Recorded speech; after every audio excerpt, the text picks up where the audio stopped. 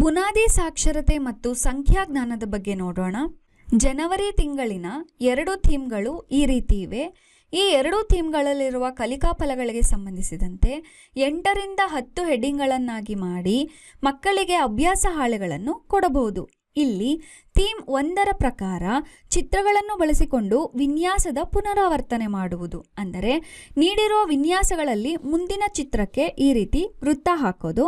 ಅದೇ ರೀತಿ ಸಂಖ್ಯೆಗಳನ್ನು ಬಳಸಿಕೊಂಡು ವಿನ್ಯಾಸಗಳನ್ನು ಪುನರಾವರ್ತಿಸುವುದು. ಇಲ್ಲಿ ಕೊಟ್ಟಿರುವ ವಿನ್ಯಾಸಗಳಲ್ಲಿನ ಮುಂದಿನ ಸಂಖ್ಯೆಗಳಿಗೆ ಈ ರೀತಿ ವೃತ್ತ ಹಾಕ್ತಾ ಹೋಗಬೇಕು. ಅದೇ ರೀತಿ ಬೆಳವಣಿಗೆಯ ವಿನ್ಯಾಸಗಳು ಅಂದರೆ ವಿನ್ಯಾಸದಲ್ಲಿ ಮುಂದೆ ಬರುವ ಸರಿಯಾದ ಸಂಖ್ಯೆಗೆ ಗುರುತು ಹಾಕ್ತಾ ಹೋಗಬೇಕು. ಆಕಾರ ವಿನ್ಯಾಸವನ್ನು ಸಹ ಇಲ್ಲಿ ಗುರುತಿಸುವುದು. ಖಾಲಿ ಚೌಕದಲ್ಲಿ ಮುಂದೆ ಯಾವ ಆಕಾರ ಬರುತ್ತೆ ಅನ್ನೋದನ್ನ ಇಲ್ಲಿ ಚಿತ್ರಿಸ್ತಾ ಹೋಗಬೇಕು. ಅದೇ ರೀತಿ ಕತೆ, ಪದ್ಯ, ಫಜಲ್ ಅಥವಾ ಚಟುವಟಿಕೆಗಳನ್ನು ನೀಡಿ ಅದಕ್ಕೆ ಅನುಗುಣವಾಗಿ ಕೆಲವು ಪ್ರಶ್ನೆಗಳನ್ನು ಈ ರೀತಿ ಕೇಳಬಹುದು. ಈ ರೀತಿ ಮಕ್ಕಳಿಗೆ ಲೆವೆಲ್ ವೈಸ್ ಆಗಿ ಸಹ ಕೇಳಬಹುದು.